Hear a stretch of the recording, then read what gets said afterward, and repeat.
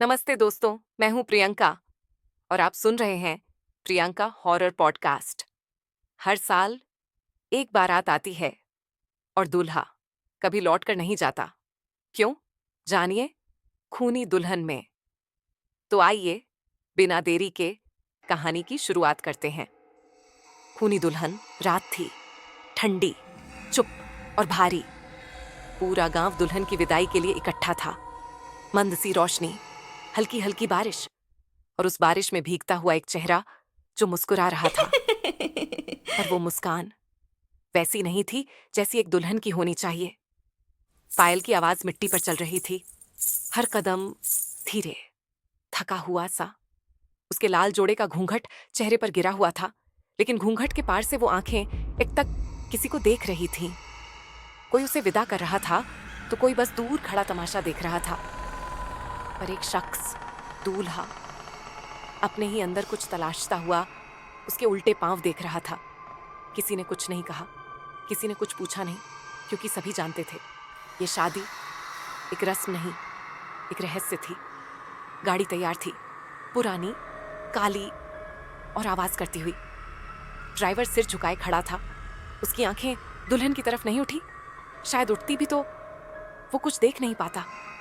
दुल्हन के पांव मिट्टी से भरे हुए थे, उल्टे, गीले और धूल से सने हुए। पर उसने महसूस नहीं किया, या शायद उसे फर्क नहीं पड़ा। दूल्हा आगे बढ़ा, उसने कहा, मैं दरवाजा खोल देता हूं। पर दुल्हन ने उसका हाथ रोका, धीरे से, ठंडे हाथ से, और कहा, मैं खुद खोल लूंगी। उसने धीरे से दरवाजा खोला और गाड़ी में बैठ गई। दूल्हा भी उसके बगल में बैठ गया, लेकिन उसकी सांसें तेज थीं। पलकों के नीचे डर पल रहा था। गाड़ी ने गति पकड़ी, सड़कें खाली थीं और रात धीरे धीरे और भी गहरी होती जा रही थी। बारिश की बूंदें शीशे पर गिर रही थीं। हर बूंद किसी अनकहे सच की दस्तक सी लगती थी।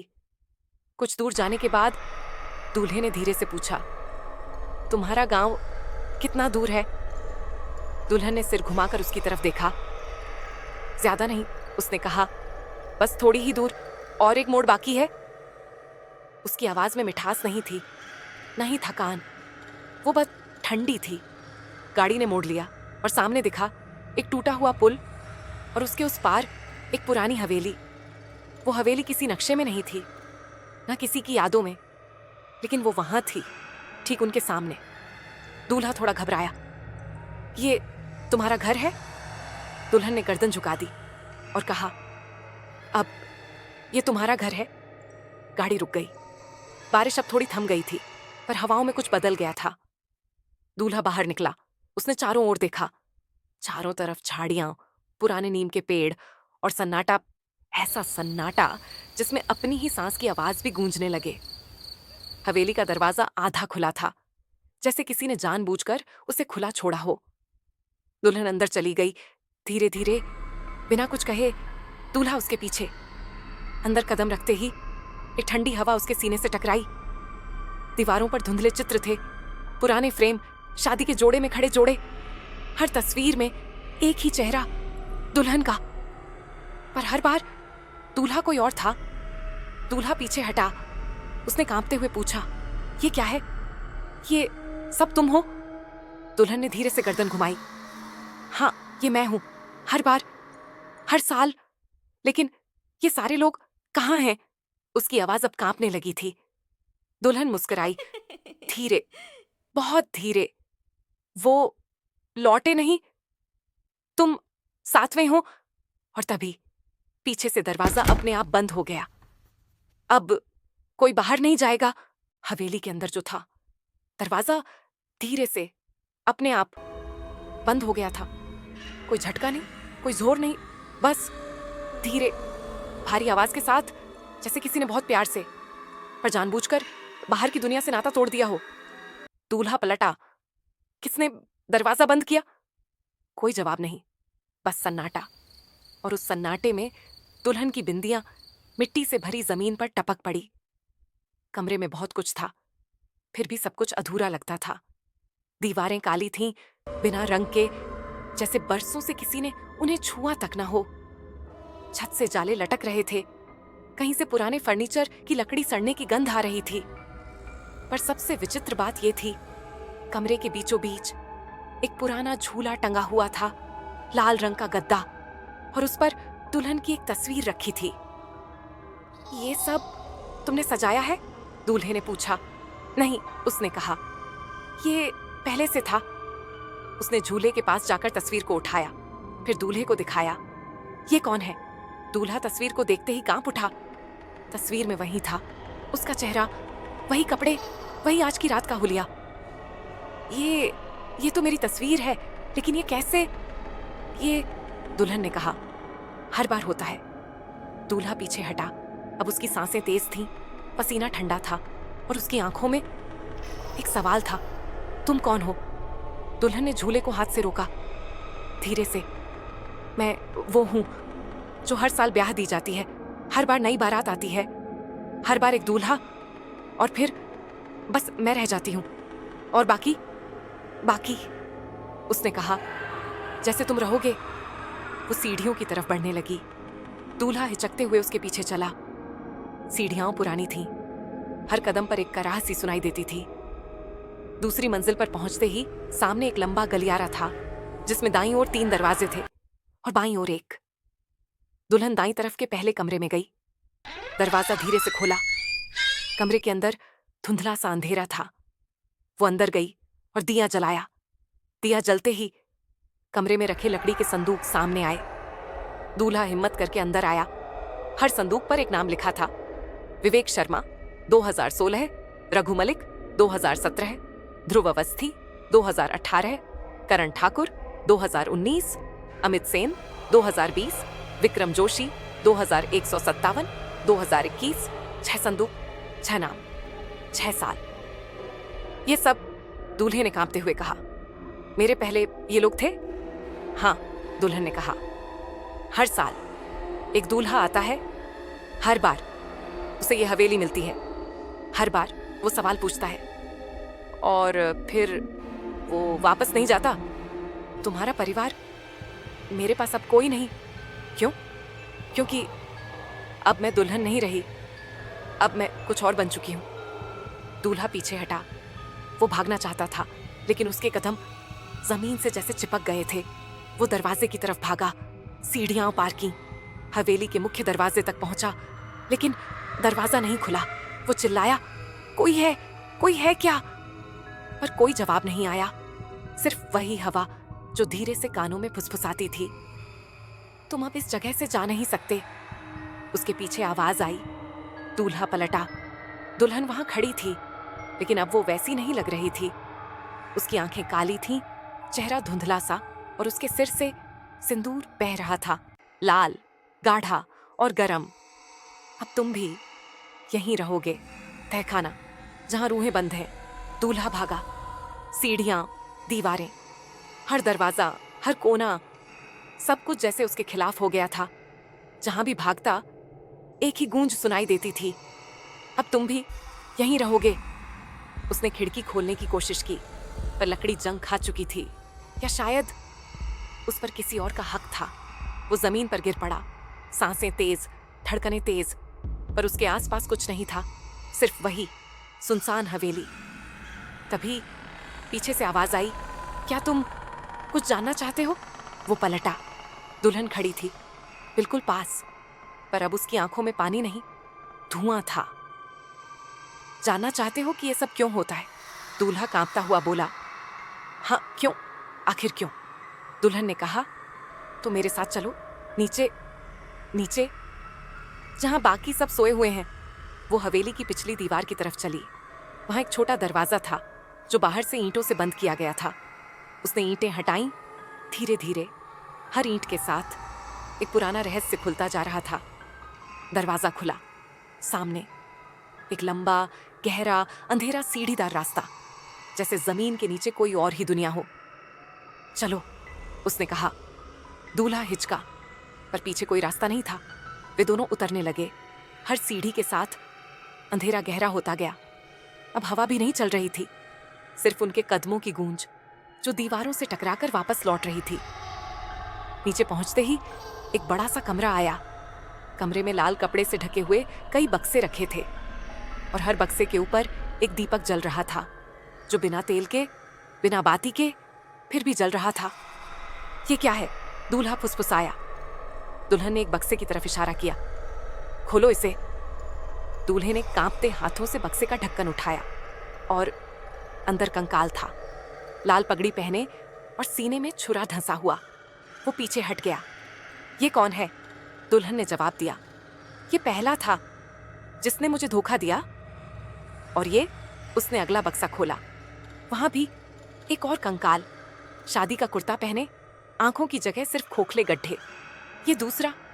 हर बक्से में एक नया चेहरा, एक नई कहानी, पर एक जैसा अंत। तुम उन्हें मारती क्यों हो? क्योंकि वो सब झूठे थे, क्योंकि किसी ने मुझे कभी स्वीकार नहीं किया। हर बार मुझे छोड़ दिया गया, हर बार मेरी बारात बीच रास्ते लौट गई। फिर मैंने कसम खाई, हर साल एक बारात आएगी, हर साल एक दूल्हा, और हर साल वो यहीं रहेगा। दूल्हा पीछे हटता रहा। मैं वैसा नहीं हूं। तुम अभी भी जिंदा हो, इसीलिए तुम्हारे पास एक मौका है, लेकिन उस मौके की कीमत है क्या? दुल्हन ने उसकी तरफ देखा। तुम मुझसे सच्चा प्यार करोगे, मेरे साथ हमेशा रहोगे, मेरी तरह, या फिर तुम भी इन बक्सों में शामिल हो जाओगे? दूल्हा अब सन्न था, उसके पास कोई जवाब नहीं था। तभी पीछे किसी ने उसे छुआ। वो पलटा और देखा, एक दूल्हा खड़ा था, कंकाल लेकिन चल रहा था। फिर दूसरा, फिर तीसरा। अब वो सब बक्सों से बाहर निकल रहे थे, चुपचाप, और उसकी ओर बढ़ रहे थे। वक्त कम है, फैसला करो, मेरे साथ जियो या उन्हीं की तरह मर जाओ। दूल्हे की सांसें थमने लगी थीं। चारों ओर अंधेरा था, पर वो अंधेरा सिर्फ आंखों का नहीं था, रूह का था। दूल्हा अब पीछे नहीं हट सकता था, क्योंकि उसके पीछे अमृत दूल्हों की बारात खड़ी थी। 6 कंकाल, जो अब भी शादी के कपड़ों में थे, मगर आंखों में खालीपन और होठों पर सन्नाटा। दूल्हा कांपता हुआ दुल्हन से बोला, मैं मरना नहीं चाहता। तो फिर उसकी आवाज अब गूंजने लगी थी। सच के सामने झुक जाओ। क्या सच? कौन हो तुम? दुल्हन ने अपनी साड़ी का घूंघट हटा दिया। उसका चेहरा अधजला था, नाक के पास से झुलसी हुई त्वचा, होठों पर घाव, एक आंख लाल और दूसरी में खालीपन। देखना चाहते थे ना किससे शादी की है? उसने धीमे से कहा। तो अब देख लो। दूल्हा घबरा गया। ये सब तुम्हारे साथ क्या हुआ? दुल्हन पीछे गई, कमरे के कोने में रखे एक पुराने आईने की ओर। उसने आईना घुमाया और वहां दिखी एक पुरानी फोटो, जिसमें एक जवान लड़की हल्के गुलाबी जोड़े में मुस्कुराती खड़ी थी। चेहरा सुंदर था, साफ, मासूम और उम्मीदों से भरा हुआ। ये मैं थी, उसने कहा, शादी से एक दिन पहले। फिर दूल्हा धीरे धीरे पास आया। मेरी बारात नहीं आई, क्योंकि मेरे होने वाले दूल्हे ने मेरे बारे में एक अफवाह फैलाई कि मैं शुद्ध नहीं हूं। क्यों? क्योंकि मैं एक विधवा की बेटी थी। लोगों ने मेरी मां को डायन कहा और मुझे अपशगुन। मेरी शादी टूट गई और उसी रात कुछ गांव वालों ने मुझे इस हवेली में बंद कर आग लगा दी। मैं जल गई, पर मेरी रूह यहीं रह गई। जब मैं मरी थी तो मैं एक दुल्हन बनना चाहती थी। अब मैं हर साल दुल्हन बनती हूं, पर मेरे साथ कोई साथ फेरे नहीं लेता, इसीलिए मैं उन्हें यहीं रोक लेती हूं। दूल्हा अब रो रहा था। उसकी आंखों में डर नहीं, दया थी। तुम्हारे साथ गलत हुआ, बहुत गलत, लेकिन तुम औरों को क्यों मारती हो? क्योंकि हर कोई मुझे उसी नजर से देखता है, जैसे उस दिन उन्होंने देखा था, डर से, घृणा से और शर्म से। दूल्हा अब सामने खड़ा था। मैं तुमसे डरता हूं, पर तुम्हें घृणा नहीं करता। तुम्हारा गुस्सा जायज है, पर तुम रुक सकती हो।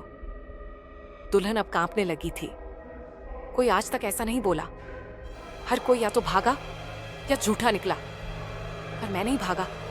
मैं अभी भी यहीं हूं, तुम्हारे सामने। तभी कमरे की दीवारें हिलने लगीं, छत से राख गिरने लगी, वो 6 कंकाल अब रुक गए। उनकी आंखों की खाली जगह जैसे नमी से भरने लगी थी। क्या तुम मुझे स्वीकार करोगे? दुल्हन ने कहा, जैसे मैं हूं, बिना डर बिना शर्म। हाँ, दूल्हा बोला, अगर तुम चाहो तो मैं यहीं रहूंगा ताउम्र। मुझे कोई बंधन नहीं चाहिए, ना कोई रस्म, बस कोई ऐसा जो मेरी आंखों में देखे और भागे नहीं। मैं भागूंगा नहीं। तभी कमरे में तेज प्रकाश हुआ। सारे दीपक एक साथ जल उठे। दीवारों पर बनी सब तस्वीरें जलने लगीं। कपड़े राख में बदल गए और वो 6 कंकाल धीरे धीरे मिट्टी में बदलने लगे। क्या हो रहा है? तुमने मुझे आजाद कर दिया, दुल्हन ने कहा। मेरे अंदर की आग बुझ गई। अब मैं मुक्त हूं। पर तुम, दूल्हा कांपता हुआ बोला। मैं, उसने कहा, अब सिर्फ एक याद हूं जो अब किसी और को नहीं डराएगी। वो मुस्कुराई, धीरे से उसके गाल पर हाथ रखा। शुक्रिया, तुम पहले हो जिसने मुझे दुल्हन की तरह देखा। और फिर धीरे धीरे उसका चेहरा धुंध में बदलने लगा। घूंघट उड़ गया, चेहरा मुस्कान में गुम हो गया और वो चली गई। कमरे में अब सिर्फ दूल्हा था और वो पुराना आईना जिसमें अब कोई चेहरा नहीं दिखता था। जो बचा वो भी खो गया। सुबह हो चुकी थी। हवेली अब वैसी नहीं लग रही थी। दरवाजे खुले हुए थे, हवा शांत थी और सूरज की पहली किरणें उन दीवारों पर पड़ रही थीं जहां कल रात सिर्फ अंधेरा था। दूल्हा अभी भी उस कमरे में बैठा था जहां उसने एक आत्मा को मुक्ति दी थी, पर उसके चेहरे पर डर नहीं था, बस एक अजीब सी शांति। उसने बाहर निकलकर हवेली को देखा। वो हवेली जो पहले शापित लगती थी अब बस एक खाली पुरानी इमारत थी। वो नीचे उतरने लगा, वहीं से जहां से रात को दुल्हन उसे तहखाने ले गई थी। लेकिन अब तहखाना नहीं था, दरवाजा गायब था। दीवार पर ईंटें जस की तस थीं। वो मुस्कुराया। वो सच में चली गई, उसने खुद से कहा। उसने हवेली का दरवाजा खोला और बाहर कदम रखा। गांव की सड़कें अब शांत थीं। सूरज की रोशनी हर चीज को नहलाती हुई लग रही थी। उसने फोन निकाला, सिग्नल आ गया था। कल रात तो फोन भी काम नहीं कर रहा था, उसने मन ही मन सोचा। तभी पीछे से एक आवाज आई, तैयार हो? वो पलटा। पीछे एक बुजुर्ग आदमी खड़ा था, सफेद धोती में, हाथ में माला। कौन? मैं पुजारी हूं, इसी गांव का। हर बारात से पहले मुझे बुलाया जाता था, पर इस बार कोई नहीं आया। दूल्हा चुप था। उसने तुम्हें छोड़ दिया? पुजारी ने पूछा। दूल्हे ने धीरे से सिर हिलाया। नहीं, वो अब शांति में है। पुजारी थोड़ा ठहर कर बोला, तुम्हें कुछ पता है? उस दुल्हन का असली नाम सविता था और वो सिर्फ एक बार नहीं, 3 बार शादी करने जा चुकी थी। हर बार बारात लौटा दी गई, लेकिन मरने के बाद उसकी आत्मा ने सिर्फ एक को चुना। तुम पहले नहीं हो, तुम 7वें हो और तुम आखिरी भी। क्यों? दूल्हे ने पूछा। क्योंकि तुम्हारा शरीर आज सुबह गांव के कुएं में मिला। दूल्हा ठहर गया। उसके हाथ से फोन गिर गया। वो पीछे हटा। उसने खुद की हथेली देखी, वो धुंधली थी। उसने पास की दीवार को छूने की कोशिश की, पर हाथ दीवार के आर पार चला गया। मैं? हाँ, पुजारी बोला, तुम अब इंसान नहीं रहे। उसने तुम्हें मुक्त नहीं किया, उसने तुम्हें अपने जैसा बना लिया। अब तुम इस हवेली के नए रखवाले हो। दूल्हा चीखना चाहता था, भागना चाहता था, लेकिन अब उसके पांव जमीन से जुड़े नहीं थे। तभी हवेली के भीतर से आवाज आई, अगली बारात कब आएगी? वो अब दूल्हा नहीं था, वो अब शाप बन गया था। पर हवेली अब भी खुली है। कुछ साल बाद गांव में फिर से एक बारात आई। नई हवेली की मरम्मत हो चुकी थी, पर गांव वालों ने अभी भी उस जगह को मनहूस कहा। अब तो कुछ नहीं होता वहां। लोग कहते वो दुल्हन अब मुक्त हो चुकी है, लेकिन उस रात एक छोटा बच्चा शरारत में उस हवेली में घुस गया, हंसता हुआ, अपने दोस्तों को डराने के लिए। देखो देखो, मैं उस कमरे में जाऊंगा जहां दुल्हन रहती थी। वो बच्चा हंसते हुए अंदर गया। कमरे का दरवाजा खुला पड़ा था। उसने माचिस जलाई, तभी पीछे से किसी ने दरवाजा बंद कर दिया। बच्चे ने पलटकर देखा, एक जोड़ा खड़ा था। दुल्हन लाल जोड़े में, पर आंखों में धुआं, और दूल्हा सफेद शेरवानी में, पर उसका चेहरा धुंध से ढका हुआ। दुल्हन बोली, देखो, अब हमारा बच्चा भी आ गया। कमरे में दीवार पर अब 3 परछाइयां थीं। एक दूल्हे की, एक दुल्हन की, और तीसरी एक छोटे बच्चे की। अब उस हवेली का दरवाजा कभी नहीं खुला, क्योंकि अब उसे हवेली को हमेशा के लिए बंद कर दिया गया है। धन्यवाद इस डरावनी कहानी को अंत तक सुनने के लिए। अगर आपको यह कहानी पसंद आई हो तो लाइक करें, कमेंट में अपनी राय जरूर दें, और प्रियंका हॉरर पॉडकास्ट को सब्सक्राइब करना ना भूलें। आपका एक लाइक और कमेंट हमें नई कहानियां लाने के लिए प्रेरणा देता है। अगली खौफनाक कहानी में फिर मिलेंगे। Priyanka horror podcast.